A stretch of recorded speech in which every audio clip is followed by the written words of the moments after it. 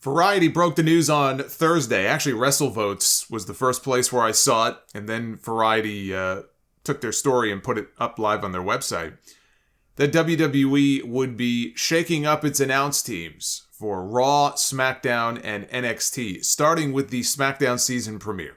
So as we saw on Friday, Michael Cole and Wade Barrett are the new SmackDown team going forward. Samantha Irvin will stay as the ring announcer. I think she's great. I think Samantha is great. Kayla Braxton and Megan Morant will remain as the backstage interviewers. On Monday Night Raw, Jimmy Smith, who replaced Adnan Virk as the lead play-by-play voice back in May, is gone from the company. He tweeted, "Just wanted to say now that the story is officially out, that my time with the WWE is officially done. Had a lot of fun, met some great people. Really and truly blown away by the acceptance from the WWE fans. You folks make it work every week, and your enthusiasm was amazing." He will be replaced by Kevin Patrick, who had been doing backstage interviews. He was hosting Raw Talk. I know he's been doing play-by-play for about a year on Main Event. Patrick and Corey Graves are going to be the Raw team going forward. Mike Rome will handle the ring announcing, while Byron Saxton and the returning Kathy Kelly, who left the company 2 years ago, will handle backstage interviews.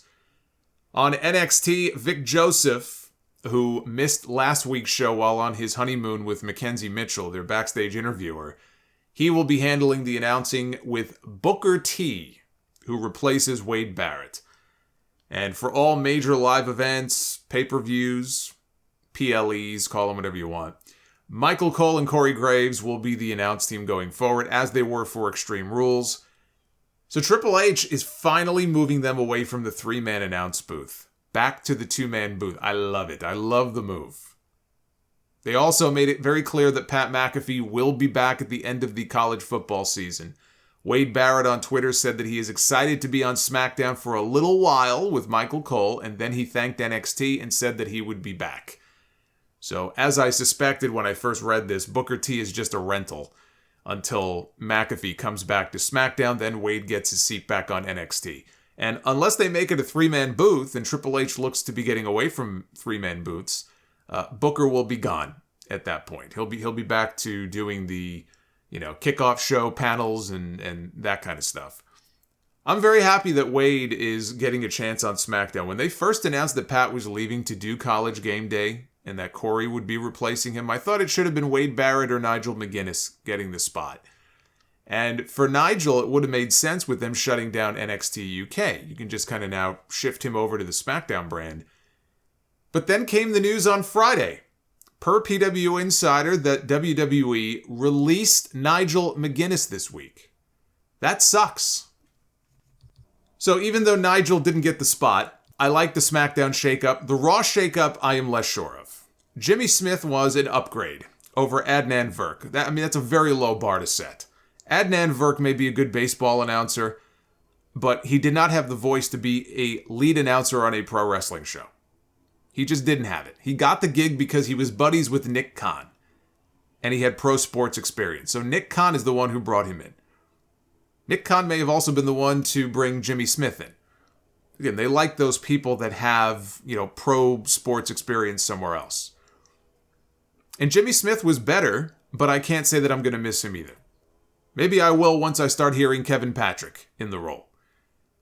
Jimmy Smith was capable. When I think of a word for Jimmy Smith, capable is the word I keep coming back to. But he made some noticeable mistakes on the air in recent weeks. He would misidentify people.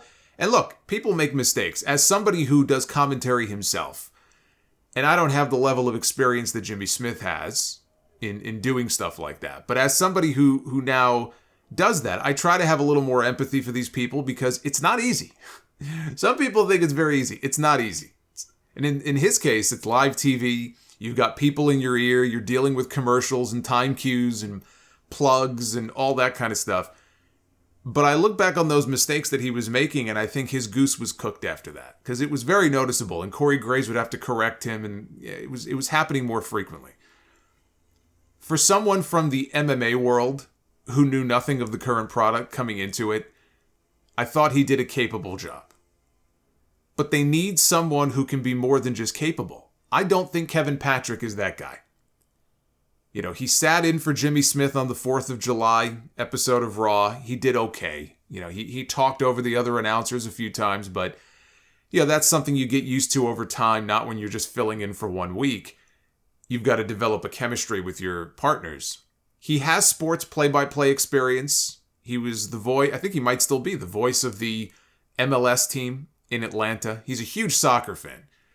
He started as a sideline reporter 10 years ago. He worked his way up. I respect the hustle. He's been doing commentary on Main Event for the past year, so this is not totally new to him. I don't watch Main Event. But when I heard the news, I did go back and I skimmed through the past few episodes. First of all, what a terrible show. I mean, it's awful. Just awful. But he didn't impress me. From what I saw, he did not impress me. I don't see how this is an upgrade over Jimmy Smith. Jimmy Smith was not great.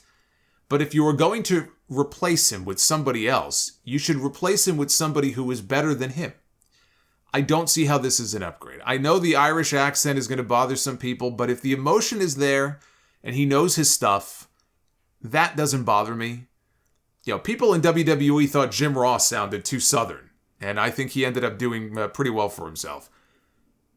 Jim Ross, very clear to me, Jim Ross still cast a very large shadow over that Raw announce booth.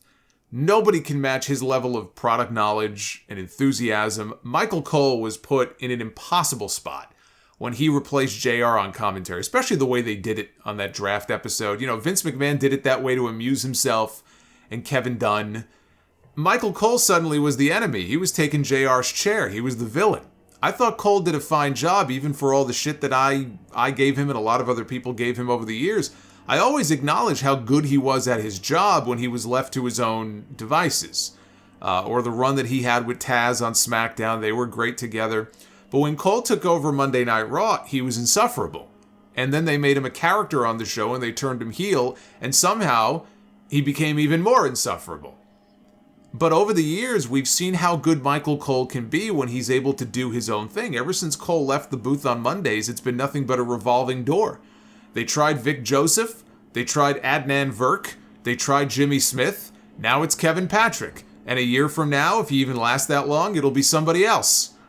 They can't seem to find somebody to stick. I'm sure Triple H at least thought about Mauro Ranallo. Since he worked with Mauro in NXT, he's the one who brought Mauro in. But I don't know that Mauro would be a good fit for the main roster. You know, he has his own issues. Being on the road every week.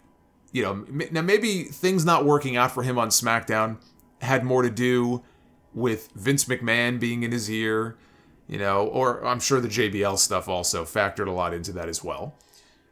Maybe under Triple H it would be different. I like Mauro. You want emotion, Mauro's got that in spades, okay? Maybe too much emotion. But I just don't think main roster WWE was a good fit for him. I don't think it was good for his health. I do think they should have tried to get him at least for the Fight Pit match last night. That would have been right up his alley. You kind of bring him in as a guest announcer. He could even join the other two. Him calling the Fight Pit actually would have made a lot of sense. But to go back to Jimmy Smith, he was on his Unlocking the Cage show on SiriusXM. And about his release, he said that it came out of the blue, but he's fine with it because he never expected to be doing WWE at all. He said, I didn't expect to do this at all. I had no idea that I would be doing professional wrestling. It all came out of the blue. The audition came out of the blue. Getting on Raw came out of the blue. And me leaving is out of the blue. So he's very blue, apparently. For a guy who came from Raw, which is red, he's very blue. He said he was more devastated when he lost his job with the UFC in 2018 because he wasn't sure if he would find work after that, whereas now he has other gigs beyond WWE. He also said that it was Triple H who accidentally let him know that he was fired before Raw even went live on Monday night. He said, I might as well tell this story. Why not? Triple H accidentally told me before the show on Monday. He screwed up and told me. He didn't mean to. What happened was I was doing my prep for the show, and we had a production meeting, and on air, Seth Rollins had cut a promo saying that Daniel Cormier hates Riddle just as much as I do. So everybody in the production meeting turns to me and goes, what did he mean? Do they have some kind of personal problems? And I'm the MMA guy, right? I said, well, Riddle's been critical of fighter pay in the UFC, and Cormier is considered kind of a company guy, so I said that could be what he was talking about. It was the only thing I could think of. Before the show, I go up to Riddle and I say, do you and DC have any kind of beef or problem? And he goes, no, we're cool. He might be upset that I out-wrestled Jon Jones and he couldn't. So he goes, he may be mad that I out-wrestled Jon Jones twice. I said, oh man, that's a good line. We got to use that. So I go to Triple H, who was standing there. I go, I just talked to Riddle, and he gave me this line about how he out-wrestled Jon Jones twice. And Triple H goes, okay, cool, give that note to Cole. And I went, why would I have to give that to Cole if I'm calling the match on Saturday? Oh, I'm not calling the match on Saturday. I'm probably fired. I knew basically the whole show on Monday night that I was not coming back. So when I got the call on Tuesday, I was not particularly surprised. That could have been very interesting, figuring out that he was fired and then going out on live TV. If this was AEW, punches would have been thrown and there would be an investigation right now.